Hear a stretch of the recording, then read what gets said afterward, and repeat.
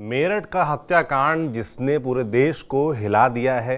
लोग सोचने में मजबूर हो गए हैं कि बताइए, एक पति जो लंदन में रहता था वो अपनी पत्नी का बर्थडे मनाने मेरठ लौटता है और उसके टुकड़े टुकड़े कर दिए जाते हैं, सीमेंट के एक डिब्बे भर दिए जाते हैं और उसके बाद जिस तरीके से घटनाक्रम खुलता है, लोग और हैरान हो जाते हैं कि इस तरह की घटना कैसे हो सकती है। तो इस वीडियो में हम यही समझने का प्रयास करेंगे कि फिलहाल इस घटना में क्या कुछ हुआ है। सौरभ रस्तोगी जिनकी हत्या हुई है, उस मामले में अभी तक पुलिस ने क्या कुछ किया है, क्या कुछ नया पाया है, ये समझने का प्रयास रहेगा। साथ ही हमारे साथ निर्मल कौर जी जुड़ेंगे इस वीडियो में, पूर्व डीजीपी हैं। उनसे समझने का प्रयास करेंगे कि आखिर क्या ऐसा मोटिवेशन होता है कि एक पत्नी अपने प्रेमी के साथ मिलकर, छोटी बच्ची है उनकी 6 साल की, उसके बावजूद अपने पति की हत्या कर देती है।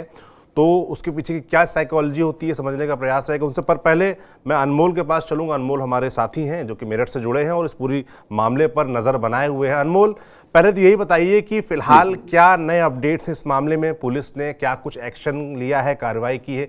अभी दिन में मैं देख रहा था, एक वीडियो भी वायरल था जहाँ पर कोर्ट में पेशी थी तो वकीलों ने मारपीट भी की है। तो गुस्सा है समाज में, साफ तौर पर दिख रहा है। पुलिस क्या कर रही है फिलहाल? बिल्कुल सौरभ। और पुलिस की जहां तक की जांच की बात है तो एफआईआर तो जो सौरभ थे, उनके भाई ने, बबलू ने दे दी थी और मुकदमा दर्ज कर लिया गया था। और उसके बाद दोनों की गिरफ्तारी पुलिस के द्वारा की गई है। जो मुस्कान है पत्नी, उनकी भी गिरफ्तारी हो चुकी है, और जो उनके प्रेमी हैं जिनके साथ मिलकर मुस्कान ने इस पूरे हत्याकांड को अंजाम दिया, साहिल, उनकी भी गिरफ्तारी हो चुकी है। दोनों को जेल में ले जाने से पहले कोर्ट में पेश किया गया था।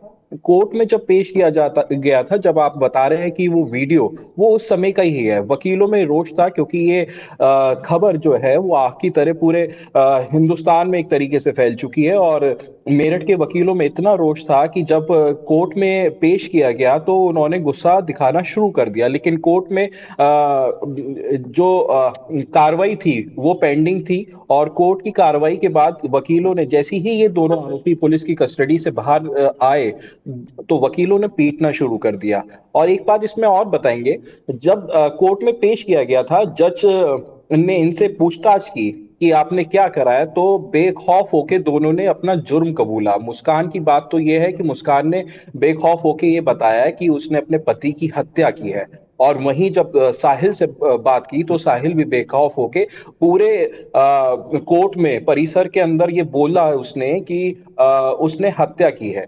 इसके बाद दोनों को जेल भेज दिया गया है। और अभी फिलहाल जो आगे की जांच है पुलिस कर रही है, जिसमें कहां से ये ड्रम लिया था, किस डॉक्टर के पास वो गई थी मुस्कान, जिसमें उसने ये बताया थी कि उसको एंजाइटी की प्रॉब्लम है, उसकी जांच चल रही है। क्योंकि जिस डॉक्टर के पास उसने ये परेशानी लेके वहां पहुंची थी, वहां से नींद की गोलियां ली थी। जो जी। वो नींद की गोलियां सौरभ के खाने में डालकर उसे बेहोश किया गया था, ताकि जो हत्या है, जो घटनाक्रम है, उसे अंजाम आसानी से दिया जा सके। तो उस डॉक्टर के साथ भी पुलिस अभी पूछताछ कर रही है। चाकू कहां से खरीदे हैं इसके बारे में पुलिस ने पूरी रिपोर्ट तैयार कर ली गई है। और इसमें भी जो दुकानदार है उससे पुलिस ने पूछताछ की है, तो उसने पुलिस को ये बताया है कि 800 रुपए में 2 चाकू लेके गई थी ये महिला। और उसने ये कहा था कि चिकन काटने का चाकू चाहिए, कि चिकन जी। काट सके आसानी से, यानी कि पूरी प्लानिंग थी। और पुलिस की माने एसपी सिटी आयुष विक्रम सिंह ने जब इस पूरे घटनाक्रम का खुलासा किया तो उन्होंने ये बताया कि नवंबर से ये लोग प्लानिंग में थे, मुस्कान और साहिल, की सौरभ की हत्या किस तरीके से की जाए। सौरभ ज्यादातर समय अपने काम को लेकर बाहर रहता था, घर कभी कभार आता था। और 25 फरवरी को जो बताया जा रहा है कि मुस्कान का जन्मदिन था, तो उस सिलसिले में मेरठ आया था और साथ ही साथ पासपोर्ट रिन्यू करना था। तो इस वजह से भी सौरभ वापस आया था। और जब मेरठ आया था तो बर्थडे के सेलिब्रेशन की तैयारी चल रही थी। अभी एक वीडियो और सामने निकल के आया है जिसमें देखा जा रहा है कि सौरभ, मुस्कान और 6 साल की बेटी जो उनकी है, पीहू जिसका नाम है, वो डांस करते हुए नजर आ रहे हैं। ये अभी तक कंफर्म नहीं हो पाया है कि ये बर्थडे का ही वीडियो था या इससे पहले का जी। कभी का वीडियो था। और इस सबको पहलुओं को जांच में रखा जा रहा है, सबसे पूछताछ की जा रही है, परिजनों से पूछताछ की जा रही है। परिजनों का तो ये तक कहना है सौरभ के कि पैसों का विवाद है और सौरभ कई लाखों रुपए इनके परिवार वालों को दे चुका था, जिसको लेकर ये पूरा हत्याकांड को अंजाम दिया गया है। हालांकि ये पुलिस के सामने अभी तक नहीं कहा है। तो इन सब पहलुओं पर अभी पुलिस जांच कर रही है सौरभ। बिल्कुल, बहुत सारे पहलू हैं जिन पर जांच होगी। अब मैं निर्मल कौर जी आपके पास आता हूं, क्योंकि आपका एक वास्ट एक्सपीरियंस रहा है, आप डीजीपी रही हैं। तो देख के, ऐसे आम आदमी की तरह हम लोग को लगता है कि भाई इस तरह की हिम्मत कैसे आती है लोगों में, कि पता है कि आजकल इतना टेक्नोलॉजी अपडेट हो गई है, कोई भी आप क्राइम करेंगे तो छुपेगा नहीं, और ये तो ऐसा क्राइम है जो साफ तौर पर छुपना नहीं था, पता चलना ही था। तो लोग कैसे, ये साइकोलॉजी आ जाती है कि भाई प्रेमी है और पति की हत्या कर दी। मैं आपसे जानना चाहता हूँ कि आपने कई ऐसे मामले देखे होंगे, तो ये ताकत, ये ऊर्जा, ये मोटिवेशन कैसे आता है? देखिए, ये तो बहुत ही हृदय विदारक घटना, बहुत ही क्रूरतापूर्वक तरीके से पति को मारा, प्रेमिका मतलब पत्नी और पत्नी के प्रेमी ने मिलके। जी। और ऐसी घटनाएं अवश्य होती है जीवन में, पर ये एक उन क्रूरतम घटनाओं में से ही एक है। और देखिए, ये हो सकता है कि ये लोग नशे के आदी हों, कोई और जी। बात होगी जरूर, जी, जिससे कि नशे की मानसिक बात आई स्थिति है जो जी। है आपकी वो सामान्य नहीं रहती है। हम्म। कुछ सामान्य स्थिति में तो लोग ऐसा करेगा नहीं, ना तो वो महिला मुस्कान सामान्य स्थिति में लग रही है, और ना वो सौरभ कौन है, साहिल साहिल साहिल जी। शुक्ला सामान्य स्थिति में लग रहा है। क्योंकि अगर आप पकड़े जाते हैं तो आपकी एक आम रिएक्शन होती है, प्रतिक्रिया होती है डिनाई करने की। जब अपराधी कोई कोर्ट में जाता है तो कहता है मैंने नहीं किया, इतना स्पष्टता से वो स्वीकार नहीं करता है। और जबकि अभी हमें बताया गया हमारे संवाददाता महोदय द्वारा कि उन्होंने बेबाक एकदम खुलेपन से कहा कि हाँ मैंने मारा है, इस तरह मारा है। तो इससे लगता है कि मानसिक स्थिति कुछ बहुत, जो नॉर्मल हम लोग ह्यूमन मानसिक मतलब मानवीय संवेदना की या मानवीय प्रकृति की मानसिक स्थिति कहते हैं, तो उसके विरोध इनके बयान है या विरोध आचरण है, उसके विरोध में आचरण है। तो डेफिनेटली नशा एक चीज हो सकती है, कोई ऑल्टर्ड जो मेंटल स्टेट कई बार ऑल्टर हो जाती है, आपकी मानसिक स्थिति जो जो प्रभावित हो जाती है, और कुछ एक और ही दूसरे ही क्षेत्र में, दूसरे ही realm में चली जाती है। साइकोलॉजिस्ट इसका कई प्रकार से विश्लेषण करते हैं। या तो वो उस ऑल्टर्ड मानसिक स्थिति का एक कारण नशा होता है, पर उसके और भी कारण होते हैं, जी। और भी कारण होते हैं कि आपकी मानसिक स्थिति एकदम ऑल्टर हो जाती है और नॉर्मल से अलग हो जाती है कई बार, मतलब। और ये एक ग्रुप में हुई है, दोनों की इकट्ठी हुई है, तो निश्चित है कि कोई ऐसा कोई ग्रुप वाला, जैसे जैसे आपने देखा कई लोग जो कल्ट्स ज्वाइन कर लेते हैं, कल्ट्स ज्वाइन कर लेते हैं, उनकी मानसिक स्थिति एकदम बदल जाती है। इसी तरह कई कल्ट वाली रिलेशनशिप्स भी होती है, जिसमें कि इतना प्रभाव पड़ जाता है एक आदमी का दूसरे पे कि वो वही करने लग जाता है जो कि उसे कहा जाता है। तो ऐसी कुछ बात लगती है। देखिए, तो गहन विश्लेषण के बाद, अध्ययन से पता लगेगा, परंतु अपराध हुआ है और दोनों अपना अपराध स्वीकार भी कर रहे हैं। तो हम समझते हैं कि न्यायालय इसमें बड़ी से बड़ी सजा देगा। पर एक बात और देखने की है जी। कि कोई भी अपने खिलाफ गवाही नहीं दे सकता, अपने खिलाफ गवाही नहीं दे सकता। और ये तो जज को देखना है कि किस तरह ये क्राइम प्रूव हुआ या नहीं हुआ, और जज उसी के हिसाब से पनिशमेंट भी देंगे। परंतु साक्ष्य संहिता के मुताबिक किसी को मजबूर नहीं किया जाता, पर यहाँ तो वो मजबूर नहीं कर रहे, और अपने खिलाफ कोई गवाही जो दी हुई है वो मान्य भी नहीं होती है। पर यहाँ वो जज के सामने स्वेच्छा से अपना अपराध कबूल कर रहे हैं। तो जज को देखना होगा कि निर्णय लेना होगा, सभी सर्कमस्टांशियल एविडेंस को देखते हुए, पारिस्थितिक साक्ष्य को देखते हुए, घटनाक्रम को देखते हुए, और भी बहुत सारी बातों को देखते हुए, और पुलिस अनुसंधान में जो आया है वो सब सिनेरियो और वो सब कुछ देखते हुए निर्णय उनको लेना पड़ेगा, जो कि माननीय न्यायालय लेगा ही। और परंतु जहां तक एक मानवीय एंगल से देखें, मानवीय दृष्टिकोण से, ये दिल दहला देने वाली घटना है, और बिल्कुल। ऐसा एक सामान्य मानवीय संदर्भ में होता नहीं है। तो ये डेफिनेटली कुछ बहुत ही मतलब जिसे कह सकते हैं आउट ऑफ द नॉर्मल, या एक बहुत ही मतलब विचित्र सी घटना है, बहुत ही अलग घटना बिल्कुल। है, बिल्कुल। अपवाद स्वरूप घटना है। ऐसा नॉर्मली मानवीय संबंधों में ऐसा होता नहीं है। बिल्कुल यदि निर्मल आपस जी, में बन नहीं रही तो मैं संबंध एक चीज़ विच्छेद आपसे ये कर समझना लेंगे। चाहता हूँ। बिल्कुल ये घटना है, इसकी जितनी भी आलोचना की जाए वो कम है, इसमें कोई दो राय नहीं है। मगर मैं, क्योंकि आप पुलिस में रही हैं, बड़ी अधिकारी रही हैं, और आपने ऐसे तमाम मामले देखे भी होंगे, तो पुलिस का कोर्स ऑफ एक्शन क्या रहता है इस तरह के मामलों में? क्योंकि बाहर से तो देख के लगता है कि ओपन एंड शट केस है, कि भाई प्रेमी है, प्रेमिका है, और पति लौटता है, उसकी हत्या के पहले से प्लान था और मार देते हैं। तो पुलिस का कोर्स ऑफ एक्शन क्या रहता है? किस तरीके से इस तरह के मामलों को पुलिस देखिए, डील अगर करती है? घटनाक्रम क्लियर भी है कि ये इस तरह से हुआ है, मान लीजिए ये एकदम ठोस में है, एकदम वाइट में है, एकदम पता लग गया कि हाँ यही हुआ है जो हमें पता इस समय लगा है। फिर भी पुलिस को तो इसको सिद्ध करना ही होगा, तमाम साक्ष्य जुटाने होंगे, किस तरह हुआ, क्या हुआ, सर्कमस्टेंशियल एविडेंस क्या है, परिस्थितियां क्या कह रही हैं, गवाह लोग क्या कह रहे हैं, आसपास से जो सामान्य जो बेतरतीबी है, जो सामान किस तरह रखे गए। मान लीजिए ड्रम है जिससे लाश निकली, ड्रम किससे खरीदा, कब खरीदा, सीमेंट क्या हुआ, पूरा उन्हें मिनट टू मिनट एक घटनाक्रम बनाना पड़ेगा और उसको न्यायालय में सिद्ध करना पड़ेगा। पुलिस का तो देखिए जो आपका प्रोसिक्यूशन है, जो कि प्रोसिक्यूशन करेगा, प्रोसिक्यूशन विंग, वो पुलिस जो साक्ष्य इकट्ठे करेगी उन्हीं को माननीय न्यायालय के सामने ले जाके प्रोसिक्यूट करेगा। और न्यायालय को तो सुनना है दोनों तरफ की। लगता है कि इसमें कोई डिफेंस अटॉर्नी तो है नहीं, उनकी रक्षा के लिए कोई नहीं आया, पर अगर ऐसा हो कि रक्षा के लिए कोई नहीं आता वकील, तो सरकार द्वारा जो legal service aid, legal aid authorities है उनके द्वारा, या कोई प्रो बोनो वकील उनको दिया जाता है। अभी तक जो मीडिया में सामने आ रहा है उससे लग रहा है कि उनका कोई वकील है नहीं, और निश्चित ही उनका कोई वकील दिया जाएगा जो कि उनको बचाने की कोशिश करेगा। देखिए हमारा जो सिस्टम है ना कानून का, ये एडवर्सरियल सिस्टम है, विरोधी सिस्टम है। आप कुछ कह रहे हैं, आपका विरोधी कुछ कह रहा है, दो पार्टीज है, और आपके जो आप कह रहे हैं और आपका विरोधी कह रहा है, और विरोध जो कि सिद्ध कर रहा है। देखिए हमारी एक बेसिक प्रोमाइस है कि 999 अपराधी बेशक छूट जाएं, परंतु एक भी निरपराध को सजा नहीं होनी चाहिए। तो किसी भी शक के बियॉन्ड ऑल डाउट आपको प्रूव करना पड़ेगा कि क्राइम हुआ है और इन्हीं लोगों के द्वारा किया गया है। तो ये तो बहुत ही ड्रामेटिक नाटकीय सा मर्डर है, और मतलब कहते हैं ना कि truth is stranger then fiction, because truth जो है, सच्चाई तो मतलब एकदम फिक्शन को भी पार कर जाती है। ये उसी किस्म का एक मर्डर है कि जो सच्चाई है कुछ गले से उतर नहीं रही, पर सब कुछ सामने है, सब कुछ सामने, देखिए पूरा घटनाक्रम सामने है। तो इस तरह हुआ है, और ये किसी मानवीय विकृतियों के कारण ही हुआ है। तो कौन सी मानसिक विकृतियां हैं और किन परिस्थितियों से उनका जन्म हुआ, कैसे हुआ, क्या हुआ, और रिश्तों में ईमानदारी तो शायद दोनों तरफ से नहीं थी, जो कि हमने पेपर में पढ़ा कि उसने अपने आप को मर्चेंट नेवी का ऑफिसर बताया था, बाद में पता लगा कि वो बेकर है, कि कोई मॉल में काम करता है, क्या है, काम करते थे। तो ये मतलब निश्चित। उसके बाद वो शायद दुबई भी गया, यहाँ भी था, तो उसकी स्थिति अच्छी नहीं थी, उसने किसी जगह नौकरी कर ली थी। तो झूठ तो देखिए, झूठ उनकी तरफ से भी बोला गया, झूठ शायद इसकी भी आशाएं या जो भी हो।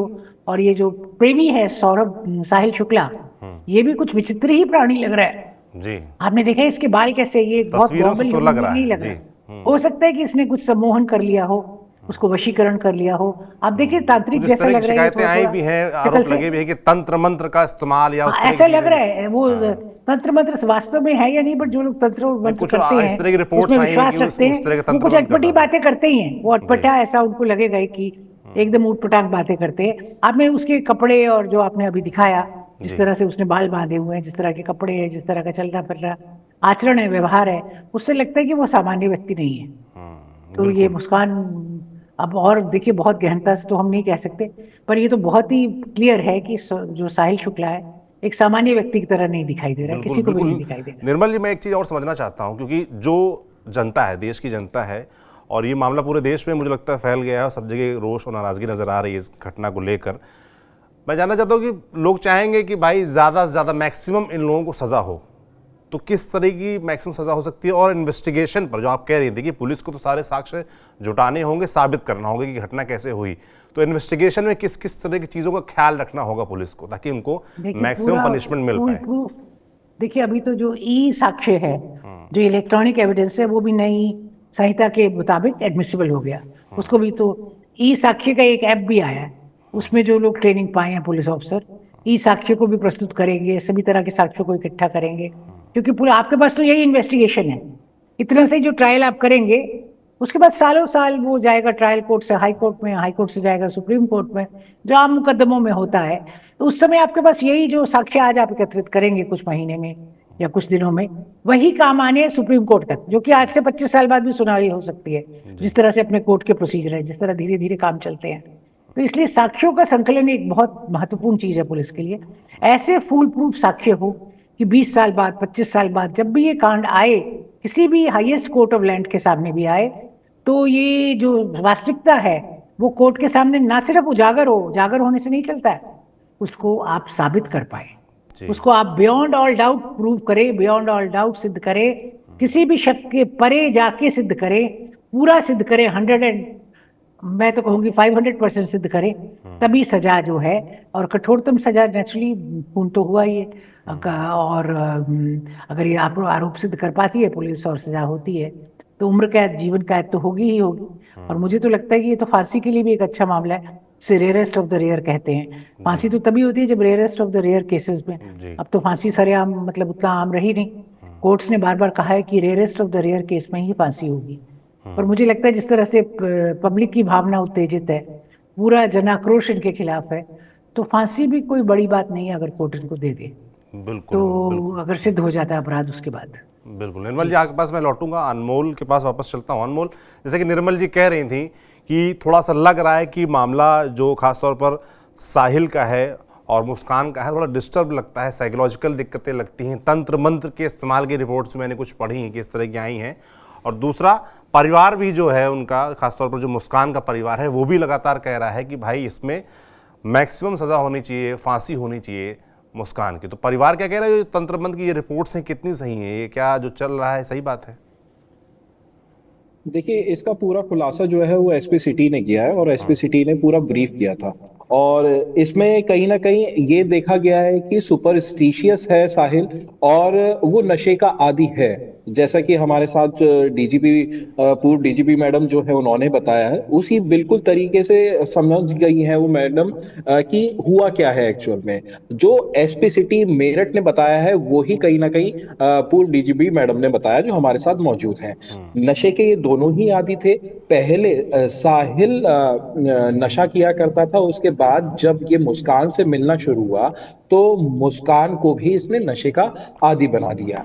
ये अल्कोहल भी कंज्यूम करते थे, और बताया जा रहा है कि जो प्रोहिबिटेड ड्रग्स हैं उसका भी इस्तेमाल इन लोगों के द्वारा किया जा रहा था। और उस समय भी, जिस समय इन्होंने कत्ल की घटना को अंजाम दिया है, उस समय भी बताया जा रहा है कि दोनों ही नशे में चूर थे। और कत्ल किस तरीके से किया गया है, आप एक थोड़ा सा उदाहरण, मतलब एक एग्जांपल देके उन्होंने अपने हाथों से समझाया था एसपीसीटी ने, कि मुस्कान ने चाकू पकड़ा है वो, और उसके बाद साहिल ने उसे पुश करा है अंदर कि मैं तेरा हेल्प करूंगा, तू इसको चाकू को पकड़। तो पुश अंदर करा है, यानी कि छाती पे बैठे हैं पहले, और उसके बाद दिल जहां होता है उस जगह पर ये ठीक चाकू को प्लेस किया गया, और उसके बाद दोनों ने हाथ पकड़ के एक दूसरे का चाकू को जो सौरभ है उनके सीने में दाब दिया। इस तरीके से 3 बार वार किए गए, और उसके बाद फिर उनकी लाश को कहीं ठिकाने लगाना था, लेकिन वो एरिया कुछ समझ में नहीं आया, या उनको ऐसी जगह नहीं मिल पाई थी कि कहाँ पर लाश को छुपाया जाए जहां बदबू ना आ सके, जहां लोगों को शक ना हो सके। तो इन्होंने ड्रम खरीदा। ड्रम खरीदने के बाद सीमेंट खरीदा, और सीमेंट खरीदने के बाद उसमें बॉडी को रखने का प्रयास किया, लेकिन बॉडी नहीं आ पाई, तो बाथरूम में ले जाके पहले बॉडी का सर काटा। सर काटने के बाद दोनों हाथों की हथेली काटी, और उसके बाद फिर ड्रम में रखा। पूरे घर में, जैसा कि पुलिस बता रही है कि पूरे घर में खून खून हो गया था।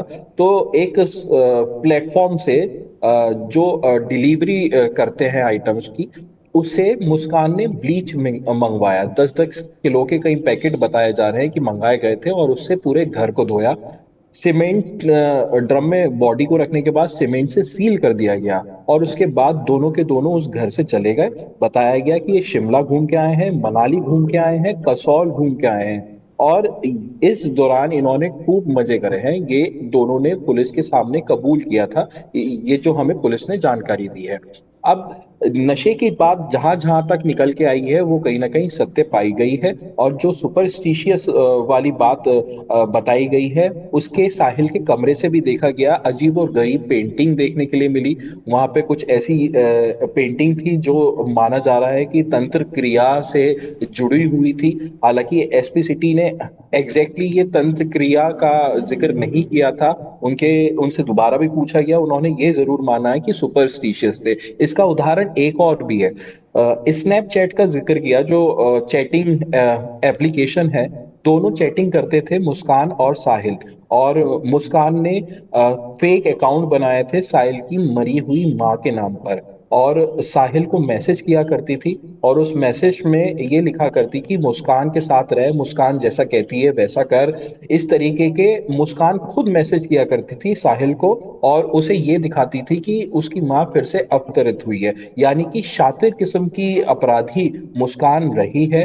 नवंबर से लेके अब तक ये तैयारी चल रही थी मुस्कान की, किस तरीके से हत्याकांड को पूरा अंजाम दिया जाए। और इसको मुस्कान को यह भी पता था कि साहिल सुपरस्टिशियस है, अंधविश्वास को मानता है, तो उसको किस तरीके से अपने कब्जे में लेना है।